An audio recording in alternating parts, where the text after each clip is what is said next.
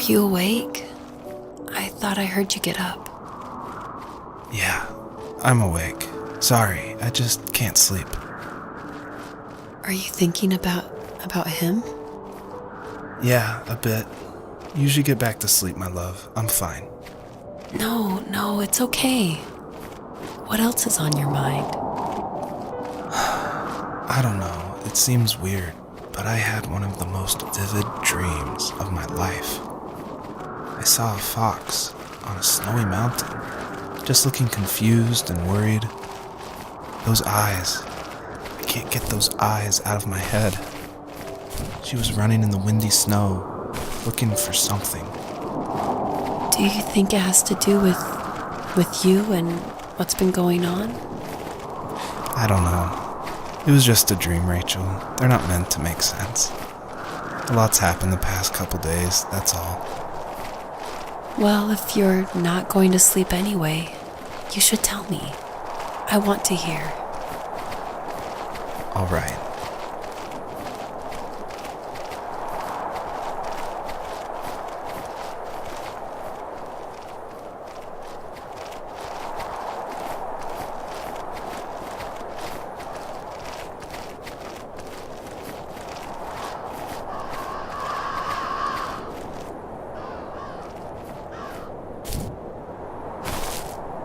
So, not far from her home, she followed that path to something unexpected.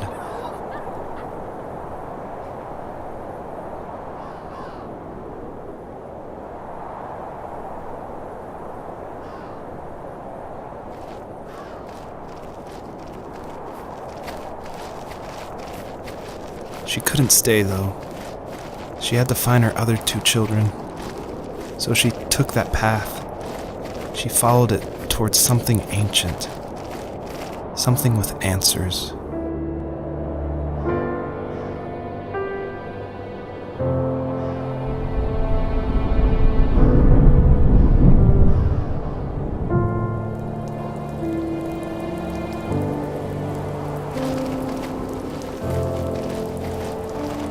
The fox looked high and low, searching for any sign of her cubs.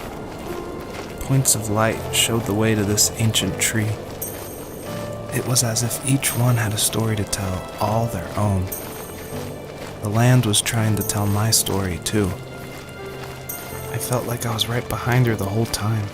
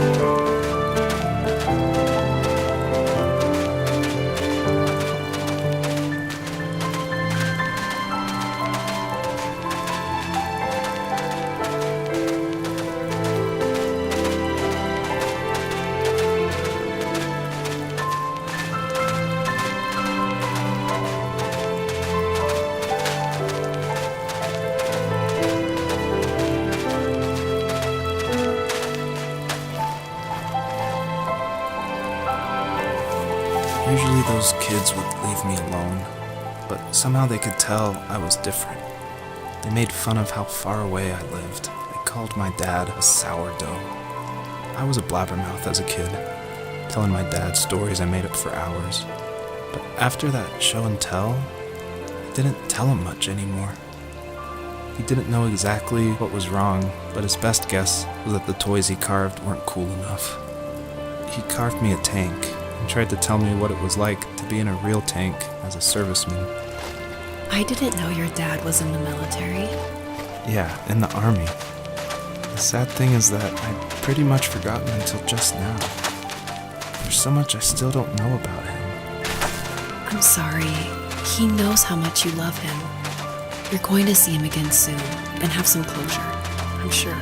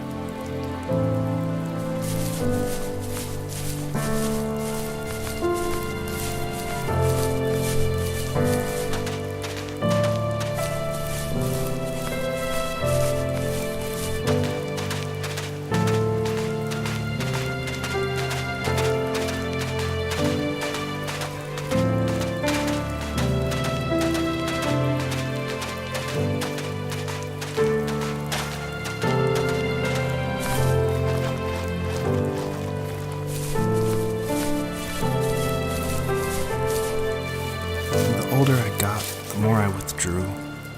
I asked myself, why talk to anybody anyway? Why bother when I'm happy by myself?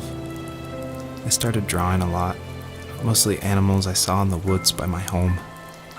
I then imagined designing my own hideouts with things like TVs and pantries full of chips and cookies. I think that idea of leaving home and drawing blueprints started my career. I found a lot of solace in that.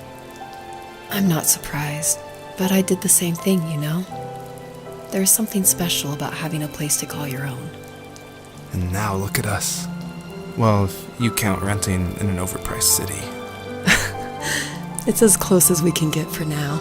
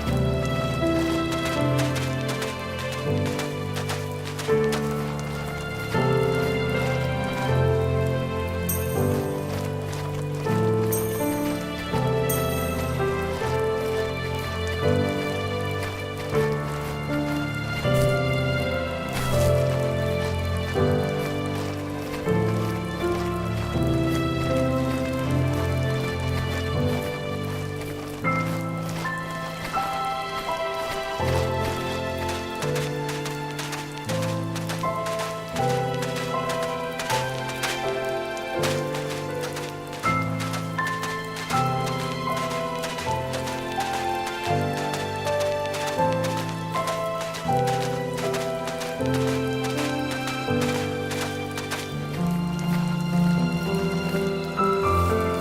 you remember what my dad did for a living? Wasn't he like a lumberjack? That's one way of putting it. If wood was a canvas, then a carving knife was his paintbrush. Even after working a 50-hour week, even after his hands were more splinters than skin, he would bring home the nicest piece of Alaskan weeping cedar and make me toys. That wooden train was the first toy I can remember, and I loved it. I just knew from a young age I was going to be a lumberjack, like my father.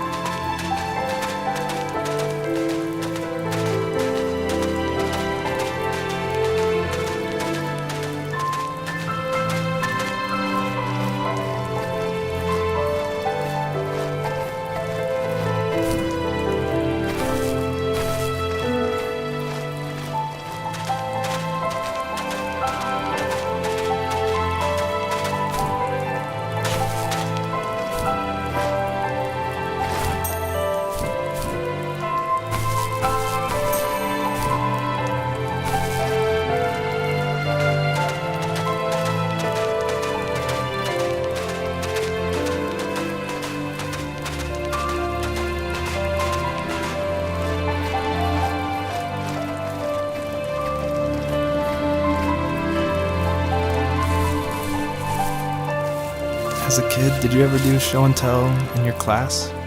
Yeah, I think I only did it once, when I was in the 4th grade. You know how my life was around then.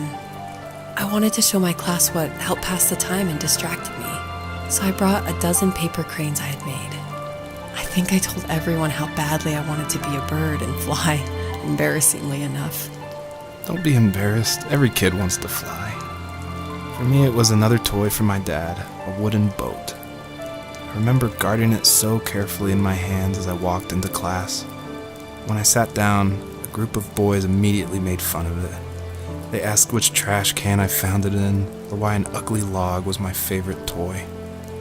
When I got up, I didn't even want to tell them my dad had carved it. I said it was a joke gift my friend had given me. Kids can be so cruel. Some of them are. I shouldn't have let them get to me, but it did. It's amazing we bounced back at all.